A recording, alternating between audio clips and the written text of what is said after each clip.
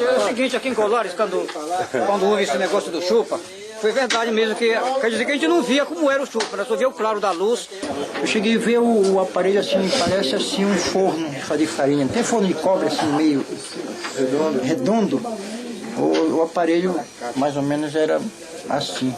Clareava para uma parte, clareava para outra, em parte clareava e depois sumia, depois aparecia na outra parte. Porque era só apagar a luz, aquele negócio começava com estrelinha no céu assim. Aí unia só numa assim, aí começava aquela agonia. E a gente também ficava com medo, ia para casa dos colegas, para os vizinhos, acabava a despesa da noite. Ele não gosta de muito claro, esse que é o negócio. Aí a luz lá apagava 10 horas. Aí quando apagava a luz, pronto, podia se preparar. Ninguém via que jeito era o aparelho, sei que a gente via as luzes, mas o aparelho ninguém sabia que tamanho era, que jeito era, a gente não via. A gente só via a luz. Muitos que falaram, muitos morreram, né? Eu fui pescar uma vez, tem dois rapazes foram pescar, eles ficaram em cima de mim, eu joguei o saco do peixe. Fiquei com medo. Fiquei com medo. Aí joguei, gritei, falei assim, não grita não, o cara tem que gritar pra ver zoar. Aqui antes gritava, aquilo sumia. Acabava de repente, quando reboiava no outra parte. Aquilo é rápido, e deu pro lado, subiu, aí ficou em cima dessa mumeira. Eu estava na praia, eu vinha com o rapaz, ele vinha com a rede. Nessa época ele vinha lá em cima, que era o chupa-chupa. E quando o rapaz gritou, corre! Eu não corri. Se corresse era comido. Se eu corresse ia ser comido. Era.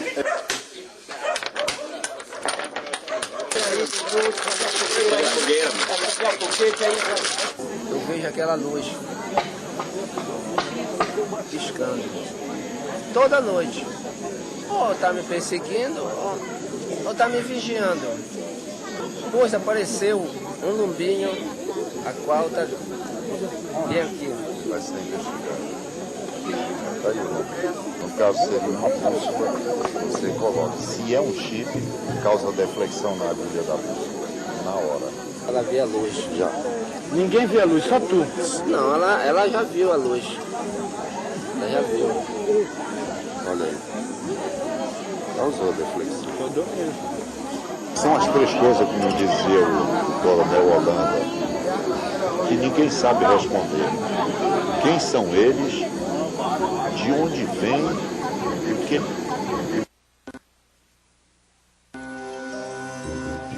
Luzes que se movem como vagalumes, se multiplicam e se perdem entre as estrelas. Foco que ataca como um bicho sugador de sangue. Sim, eu já ouvi muitos relatos. Quem vem para a ilha sabe muito bem.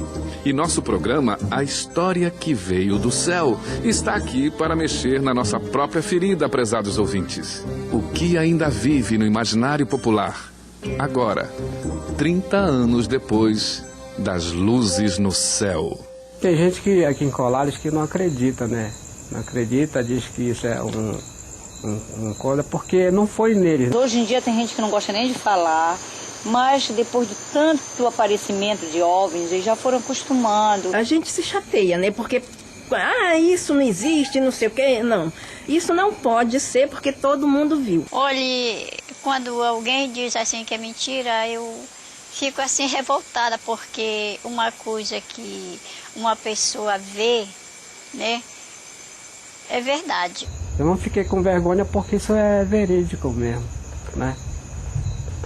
Porque se uma coisa que não fosse, eu tava contando um negócio de mentira, não tava contando, a aeronáutica não veio aqui, então não é mentira. A Operação Prato movimentou 2 equipes de 4 e 6 homens em pontos estratégicos de Colares. Foram usadas câmeras fotográficas, filmadora Super 8, teleobjetivas e mais um helicóptero. As ordens do capitão Holanda respeitavam 3 diretrizes: analisar profundamente o fenômeno de forma objetiva, selecionar as informações conforme o grau de importância e evitar comentários públicos sobre o assunto. A operação aconteceu entre outubro e dezembro de 1977 e produziu um documento de cerca de 500 páginas. A Operação Prato foi, até hoje, a maior investigação das Forças Armadas brasileiras em torno de um evento considerado ufológico. Aqui com a gente nos estúdios da Rádio Colares FM, aqui em Colares, o jornalista Carlos Mendes, chamado à época do episódio do Chupa Chupa, o repórter Chupa Chupa. Eu queria saber de você, Carlos, o que foi, que fato inusitado, o que é que tinha de inusitado nesse episódio que chamou a tua atenção, fez com que você viesse para cá, para Colares, investigar esse caso? Olha, Colares, ele me atraiu bastante quando eu soube que a população inteira estava denunciando a existência de supostos discos voadores e de seres do espaço que estavam atacando. Eu encontrei uma cidade em pânico. E cada vez que eu questionava as pessoas, eu me impressionava com um detalhe.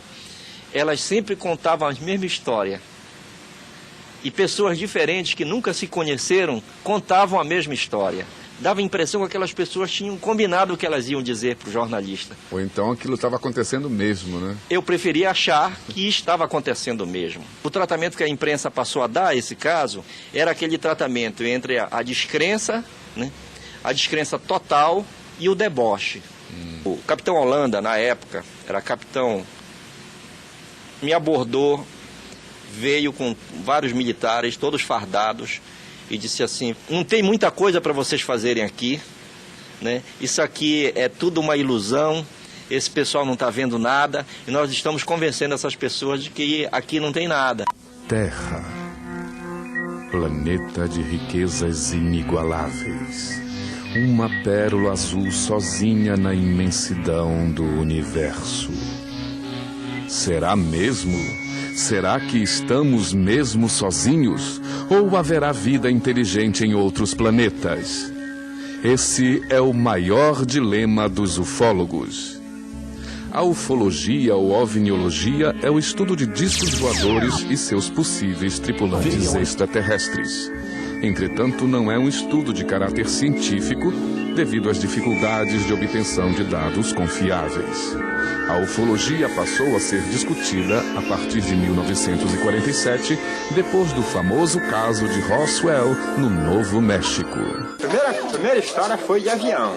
Olha o avião, porque aqui é difícil passar avião, né? E quando o avião vem, ele vem zoando, né? Aí vem aquele sinal, né? A gente já está sabendo que é avião, né? Aí, mas de noite, toda noite de avião... Que a gente achava que fosse algum espião dentro do Brasil, ou se fosse também aqui no Pará. Pensava assim, que aquilo era um sinal do céu, ou depois aí os pescadores, que não, que era um aparelho. Acho que vem do céu. A origem do chupa-chupa é Colares, é a praia do Maitá. Só acho que eles vêm de onde? Colares. Mas ele não vem de outro planeta? Colares. Não, que chupa-chupa vem de outro planeta, pá. Chupa-chupa é de Colares, pá.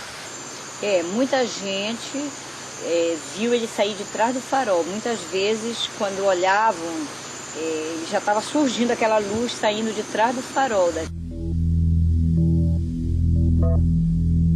Existe outro planeta, né? Que tem outras coisas, né? Tem outras marcas de gente, né?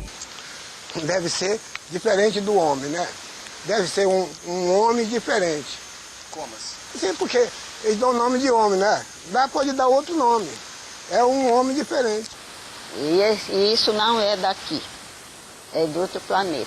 Eles pegaram essas pessoas aleatoriamente. Eu acho que eles buscam os lugares que são mais puros para se aproximar e talvez até mesmo estudar sangue, genética.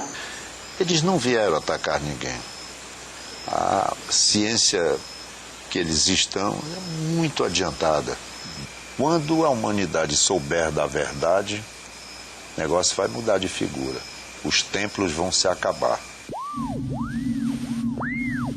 Está aqui com a gente, no nosso estúdio, aqui em Colares, o professor Heraldo Maués, professor de antropologia, doutor em antropologia, não é isso, professor? Sim. E professor da Universidade Federal do Pará. Como é que a ciência, a antropologia vê esses fenômenos, professor? Bem, esses fenômenos constituem aquilo que a gente pode chamar de mito moderno. Nós temos mitos tradicionais, nós temos mitos dos nossos índios, das nossas populações rurais, e temos mitos modernos, que os OVNIs, os discos voadores, constituem esse tipo de mito. Mito não significa, como vulgarmente se costuma dizer, para a antropologia, mentira, inverdade. Então, o disco voador é bem próprio da nossa época, na medida em que nós vivemos numa época de tecnologia avançada. É sempre uma busca por explicar o universo, a vida, né? Uma busca de explicação para essas coisas. Certamente. Para essas questões, esses certamente, anseios. porque o ser humano pode suportar tudo, menos o caos. Já que o homem foi à Lua, já que o homem lança naves espaciais, sondas, etc., você tem que também pensar que vem coisas de outro lado. E pode até vir, pode ser pura realidade, mas isso não implica, quer dizer, a gente não está aqui julgando se é verdade, se é mentira, e isso não implica na realidade ou na irrealidade. Agora, por que colares? Colares, eu acho que é pela situação geográfica mesmo. Nós estamos bem perto, bem próximo ao Equador, onde a magnetização é neutra. Nós temos, o globo terrestre é um ímã, Polo Norte, Polo Sul, é um ímã esférico. Então, repare bem, as linhas de força fazem isto. Chega bem aqui, é a parte de neutralidade, magneticamente falando. Nós somos seres de luz. Então, quando a gente vive num lugar, porque nós somos nada mais, temos que brilhar, somos cristais, somos seres de luzes muito grandes que viemos aqui, a nossa missão na Terra, eu acho, nós viemos aqui, uma passagem para trazer a luz. O que eles queriam era sangue, disse. Eu acho que o meu sangue é bom. É bom, cara. É sim. Eu acho que eles só chupavam quem tinha o sangue bom. Aquilo eles procuravam onde tinha a captação do sangue mais fácil para eles. Acho que como era a metade da cidade era tudo escuro, aí eles aproveitavam, né? Você monta uma granja, ou você também uma fazenda. Você tem todo o direito de conhecer seu gado, conhecer as suas crias. Então você vai coletar sangue, você vai aplicar vacinas. Eu ia e vinha, sim, pra mim não existiu isso aí. O chupa-chupa de colégio, tudo mentira. Pode ser uma lenda. A palavra chupa-chupa pode até ser levada para uma lenda, mas que aconteceu realmente aqui, aconteceu. Nunca aconteceu em Colares, chupa-chupa nunca aconteceu. Não sei se aconteceu. O senhor acha que esse tempo que transcorreu, né, esse fenômeno, 30 anos, já é um tempo exatamente para a gente ter uma resposta da população, dessa recriação, desse mito, desse acontecido? Bem, como já está muito claro, essas questões todas já foram incorporadas ao imaginário popular. É uma coisa já resolvida dentro do imaginário da exatamente. população. O senhor, como um pesquisador, um cientista, o senhor acredita que exista vida em outros planetas? Acredita em extraterrestre? Eu acredito que há a possibilidade de existir, porque como aqui num universo tão grande como o nosso, só existiríamos nós, seres humanos.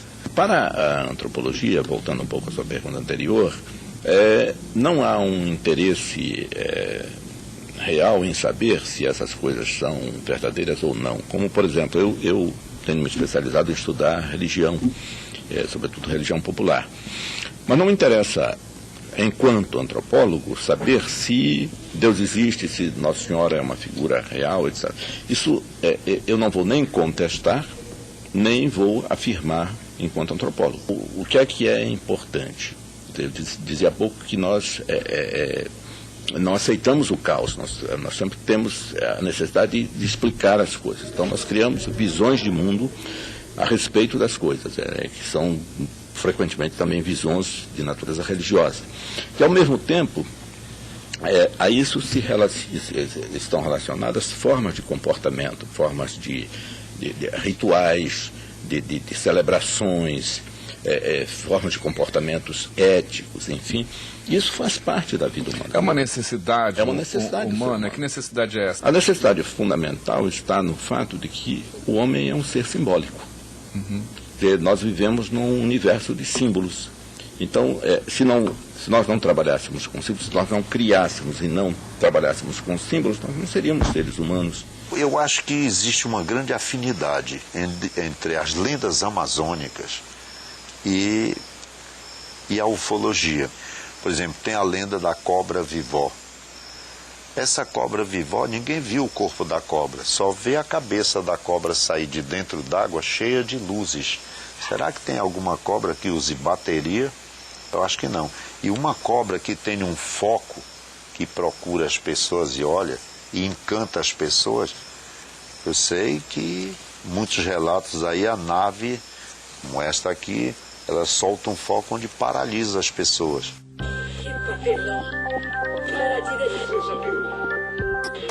Hoje eu estou pesquisando e estou pretendendo lançar um livro contando fatos que eu não contei nas minhas reportagens e que eu prefiro guardar para contar isso num livro. As mais diversas teorias surgiram. A minha convicção é, essas pessoas, o que elas falavam era aquilo que elas presenciaram. Eu não quero fazer um livro de relato. Eu quero fazer um livro de análise, mas eu não quero esgotar o assunto, isso vai ficar com uma novidade no livro. Obrigado, Mendes, pela Muito participação obrigado. aqui no nosso programa. A gente volta então depois dos comerciais.